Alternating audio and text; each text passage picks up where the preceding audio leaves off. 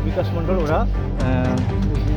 ওরা বাড়ি ফিরছিল। ওই সময় একটা রামনগর বাজারের অঞ্চলের পঞ্চায়েত যেটা আছে, রামনগর গ্রাম পঞ্চায়েত, তার সামনে একটা মদের কাউন্টার আছে। সেখানে অনেকে মদ খায়। ওখান থেকে ওরা বাড়ি ফিরছিল, ওরা দিয়ে আসছিলো। দিয়ে আসার সময় একটা 6-7 জনের গ্যাং, সেটা আখন্দপুর অঞ্চলে হামেশা সবসময় ঘুরে বেড়ায়। সেই গ্যাংয়েরই 6-7 জন ছিল। সেই 6-7 জন ধরে একজনকে গুলি করেছে, একজনের মাথায় বন্দুক দিয়ে আঘাত করেছে।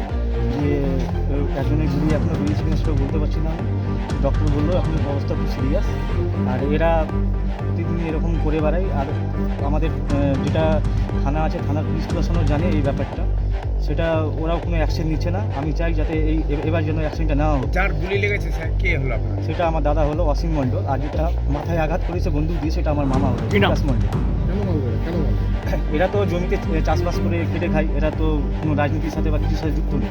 আর সেটা এলাকাবাসীও জানে এরা রাজনীতির সাথে যুক্ত নেই। তো এদের উপরে এই মানে অন্যায়টা কেন করলো, সেটাই আমার পুলিশ প্রশাসনের কাছে। মদ খাওয়ার প্রতিবাদ করেছিল? মদ খাওয়ার প্রতিবাদ না, মদ খাওয়ার প্রতিবাদ সেটা তো আমি জানি না, আমি কথা বলিনি। কিন্তু গুলি বেরিয়েছে, কোথায় গুলি লেগেছে? গুলি লেগেছে এখানে হাতের নিচে লেগেছে, কিন্তু এখনও মানে ডক্টর বললো যে গুলি বেরিয়েছে কিনা আমরা এখন বলতে পারবো না। আমরা কারা মারলো বলতে ওই আমি যার মধ্যে ওদের একটা গ্যাং আছে, কি নাম ওদের ওরা সব একটা অরুণ মণ্ডল নামে একটা গ্যাং আছে। অরুণ বলে ওদেরই সব ওরই সব ছেলেপুলেগুলো। গুলি মেরেছে নাকি?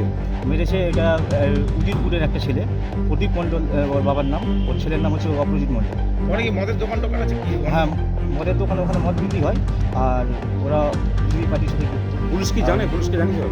পুলিশকে জানিয়েছি, পুলিশ আমাকে ফোন করেছে।